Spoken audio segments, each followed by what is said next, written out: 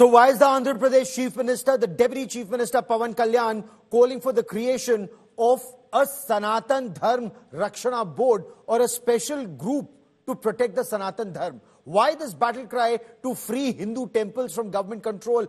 Why is this battle cry gaining ground once again? Temples have been calling for freedom to manage their own affairs for decades. In fact, some have argued that India got independence on the 15th of August 1947, but temples remain enslaved by governments and their revenue taken, as some argue, quite like invaders did pre-independence. But let's dive straight into this debate. Joining me on this special broadcast is Dushyant Sridhar, Vedic scholar and speaker, and Karuna Nandi, senior advocate at the Supreme Court of India. Dushyant Sridhar, why should Andhra Pradesh Deputy Chief Minister call for the creation of a Sanatan Dharm Rakshana Board? What does the Sanatan Dharm need protection from and for? Namaskaram, Gaurav, and namaskaram to my fellow panelists, and namaskaram to the viewers of India Today. 2 weeks back, I was very much in India Today, talking about a 1,500-year-old Tiruchendurai temple in Tamil Nadu with inscriptions of Parantaka Chola coming under the Govt board. Last week, I was asked to give my opinion on the very same channel about stone pelting in Ganesh Chaturthi processions. This week, it is about the laddu. Next week, I don't know what. So week after week, there is some issue or the other which is coming. And with respect to this particular issue, I'm sure Shri Pawan Kalyan must have meant about the control of government over temples. In my humble opinion, Gaurav, this Sanatana Rakshana board that he's talking about will make very little sense or no sense when there is actually government control over temples. So when the government is controlling temples, what is this board all about? The first step is to release and relieve the temples from the government board. The government has no business to be in the temples. The temples are meant for the Hindus and people worship. And I don't think any government, for that matter, I respect that they are not a part of the Muslim places of worship nor the Christian places of worship. That is how it should be. And why is this privilege not given to the Hindus? So I don't think Pawan Kalyan's recommendation of Sanatana Dharma Rakshana Board will make any sense unless and until the government relieves itself from the temples. Let me bring in Karuna Nandi into this conversation. Ma'am, is there merit in some Hindus saying why should government manage temples and decide how the temple revenue will be spent? They don't do it, for a church or a mosque or a gurdwara. Why just temples? I don't have a strong view on that at the moment. But what I do have a view on is the idea that the Sanatan Dharma deserves protection. I don't think it needs protection, I think it's important to understand that in this country, people of different faiths hold their faiths very strongly, and that those faiths are protected by their conception of God, whoever that is. That a board is not as big as God. So any sort of proclamation that you are going to come and protect a religion, I think is false, and it's to garner votes, right? But or is it to protect a way of life? Why should government interfere only with Hindus is the point that Dushyant Sridhar had raised, ma'am.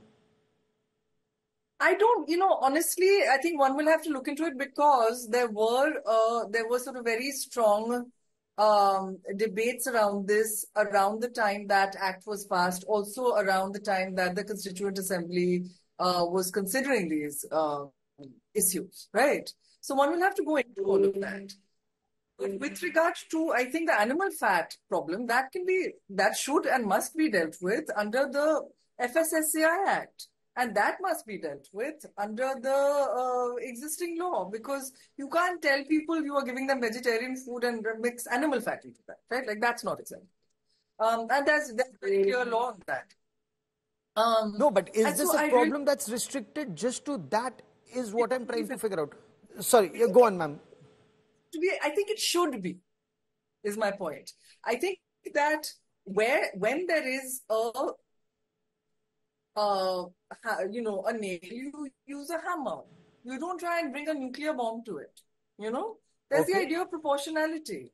That when problem, you address the problem. And even actually for entirely different reasons, the speaker before me and I seem to agree that what the minister is saying is honestly not quite anything. It's not something that addresses anything, any problem. Dushyant Sridhar, what is wrong if the government appoints a chief executive officer or an administrator for the administration of temple affairs? Because I've spoken to some bureaucrats and they say that the entire effort is to ensure better management of temples, better facilities for devotees when they come in large numbers, and an administrative service officer is in touch with the district magistrate, he's in touch with his colleagues, with the superintendent of police, and overall they ensure a better experience for devotees at the temple compared to what may be run by priests or a private temple management, sir. There are two levels in which we need to understand this, Gaurav. The very premise is that only when bureaucrats manage and those bureaucrats which are appointed by the government manage, the temples are being run well, will hold no water, because we've got people in the very own community who are well qualified, who can be appointed well. So in that case, how are churches and mosques being managed well? So are bureaucrats being appointed there? So that comes the first question. Second question, let's take the HRNC Act of Tamil Nadu. Tamil Nadu has the maximum number of temples and maximum number of ancient temples from the Cholas, Pandyas, Vijayanagaras, Nayakas, Pallavas. And it is also the state that has the maximum number of temples with the maximum number of inscriptions. And they say that about 12,000 temples or so do not have a priest. 10,000 temples have an annual income of less than 10,000. The priests are underpaid, not paid. So in what basis for the last 50 years that the Dravidian parties, one after the other, DMK and the ADMK have ruled, has ensured justice to the temples of Tamil Nadu? So if the case, the premise was, okay, the bureaucrats appointed by the government will do justice, Tamil Nadu is an exact scenario how temples should not be managed. And Karunanandi, that's the point that Hindus have been raising. It's not just one issue of, alleged animal fat in the Tirupati temple laddus. That's one instance where you may want to use FSSSAI. But, Dushyant Sridhar listed out 5 instances in the past 5 weeks that we've taken up here on India Today, including Chola-era temples in Tamil Nadu that are now on Waqf land. And that is because those temples were not effectively managed by the government, would have been better managed by the devotees or the temple board themselves, is his argument. Karunanandi. So look, I do feel that every issue has to be looked at on its own terms and has to be examined on its own terms.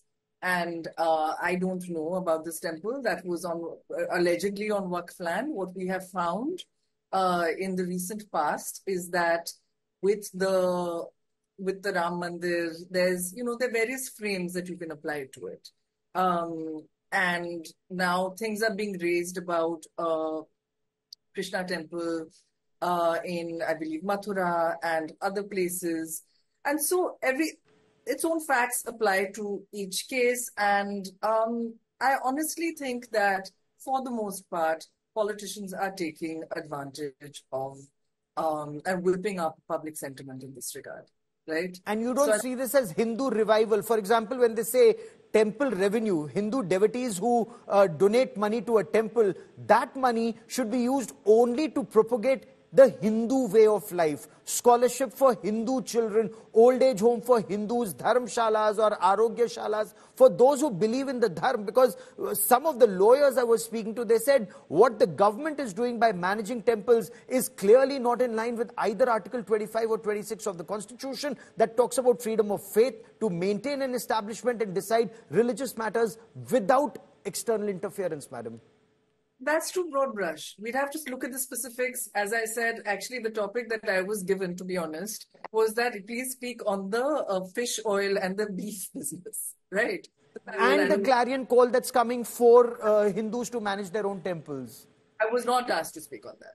It's not your fault, but I was not asked to speak on that. But I am going to also tell you that I really do feel that the way these discussions are framed, the way politicians take these, as I said, I do not think the Sanatan Dharma needs protection.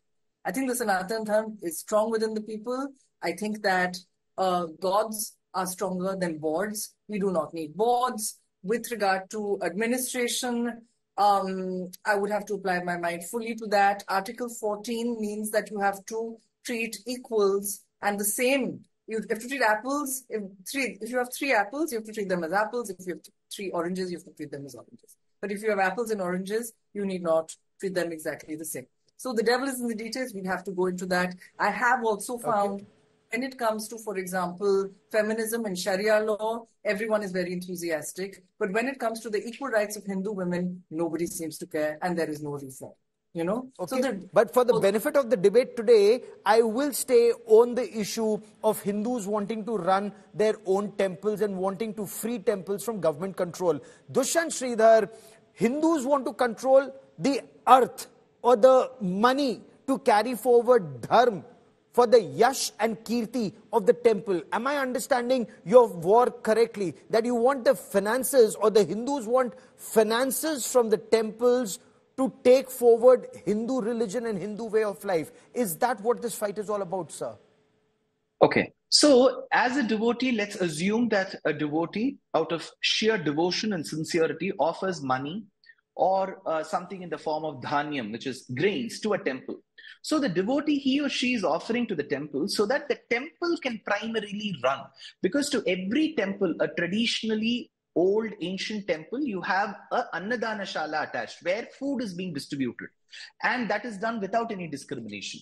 Then there is a goshala where the products of the cows are used for the devata in the temple. So to run the temple, you need money, you need grains. So that is what a devotee generally does.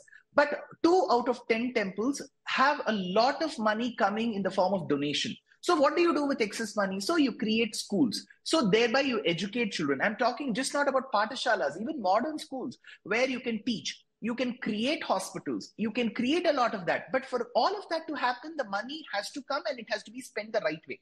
For that right way, the Hindus should get it. Why should the government interfere when the government calls itself secular? And we are very, very, very sensitive about the word secular. Then why should the government even interfere in the temples? And if at all there is an inherent fear that there is going to be discrimination, I'm sure there is discrimination as well in churches and mosques. How many committees of mosques have all castes, subcastes of Muslims? Do Pasmanda Muslims have equal share in those both? Do women have equal share?